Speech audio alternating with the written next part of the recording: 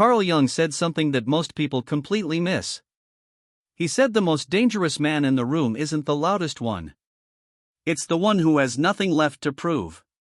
By the end of this video, you'll understand exactly why silence isn't weakness, it's a psychological weapon. You'll see the specific mechanism Jung identified that makes the quiet man the most formidable one in any room, and you'll know how to use it yourself. Here's why this matters right now. We live in a world that rewards noise. Social media, open offices, group chats, everything pushes you to perform, to explain yourself, to justify your existence out loud. And if you're the kind of man who doesn't do that naturally, you've probably been told you're cold, or arrogant, or just weird. But what if that discomfort you've always felt about performing for people, what if that wasn't a flaw? What if it was actually the thing that makes you dangerous? Silence forces other people to reveal themselves, you don't. Abraham Lincoln was famous for this. In meetings, he'd let every general, every senator, every loudmouth finish talking before he said a single word. While they performed, he observed. He watched who contradicted themselves, who panicked under silence, who needed to fill the void. By the time Lincoln spoke, he already knew exactly who he was dealing with. Machiavelli wrote about this in The Prince. He called it the art of making men show you their nature without showing them yours. When you stay silent, you create psychological pressure. Most people can't tolerate a vacuum, they rush to fill it, and in doing so they expose their insecurities, their desires, their real agenda. Jung called this the shadow, the parts of ourselves we can't control when our defenses drop. Silence makes other people's shadows come out. Yours stays hidden. That's asymmetric information, and asymmetric information is power. The man who doesn't need validation can't be manipulated. Think about the fed-up empath. You probably know this type, maybe you are this type.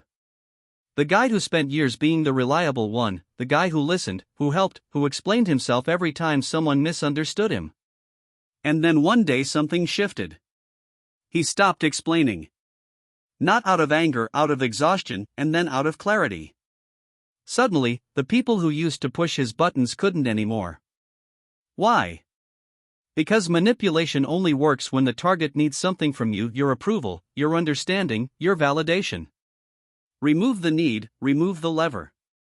Jung described individuation as the process of becoming fully yourself, integrating all the parts you've rejected or suppressed. When a man completes even part of that process, he stops needing external confirmation that he exists or that he's good enough.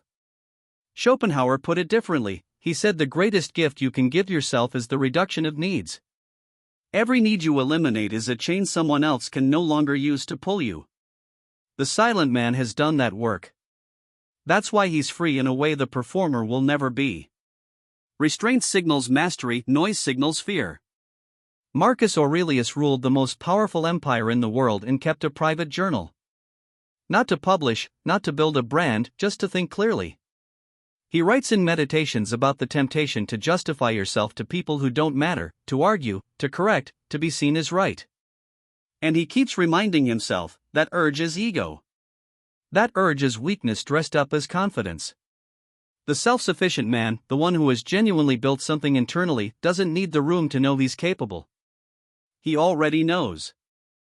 Here's the psychological mechanism: when you constantly explain, defend, or perform, you're signaling that you need the other person's opinion to function.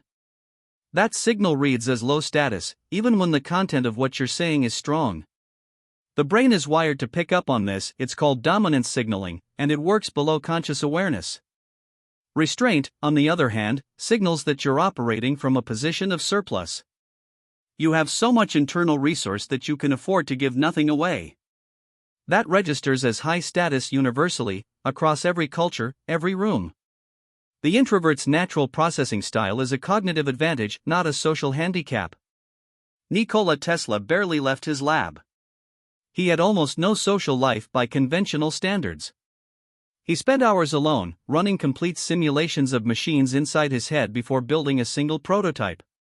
Edison, louder, more social, more visible, burned through resources building things that didn't work. Tesla built things that did. The introvert, the quiet engineer, the man who disappears for days to think, history is full of them, and history is shaped by them far more than by the men who worked every room. Jung's model of introversion isn't about shyness. It's about where energy comes from and where it goes. The introvert processes internally, and that depth of processing creates synthesis that fast, reactive, external thinkers miss. Viktor Frankl wrote about this in Man's Search for Meaning. He called it the last human freedom, the ability to choose your response in any situation.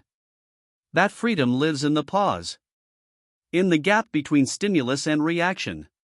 The silent man lives in that gap. The loud man never finds it. Choosing silence is not absence, it's presence at full intensity. Camus wrote about the absurd man, the man who sees clearly that the world doesn't owe him meaning, that the noise of civilization is mostly distraction, and yet chooses to engage on his own terms. There's a version of this you see in men who've been through real loss of a relationship, a career, an identity. They come out the other side quieter, but it's not emptiness. It's density. They've burned off everything that wasn't real. What's left is concentrated. Kierkegaard called this the leap, not into chaos, but into a self that has been earned rather than performed. When silence is chosen, not forced, not passive-aggressive, but genuinely chosen, it functions as a boundary that doesn't require explanation. It says, I am here, fully, and I am not spending myself on things that don't deserve it. That kind of presence is rare. And rare things command attention without demanding it. The man who speaks when he has something to say, and is silent when he doesn't, trains the people around him to listen when he does speak. That's a form of influence most men never learn to build because they're too busy filling silence they're afraid of. Let's bring it back to three things. First, silence is an information advantage, it makes others reveal themselves while you reveal nothing. Second, the man who needs no validation cannot be controlled, every need you eliminate is a lever removed. Third, restraint signals surplus, and surplus signals power, not the power of volume, but the power of a man who has already won the internal war.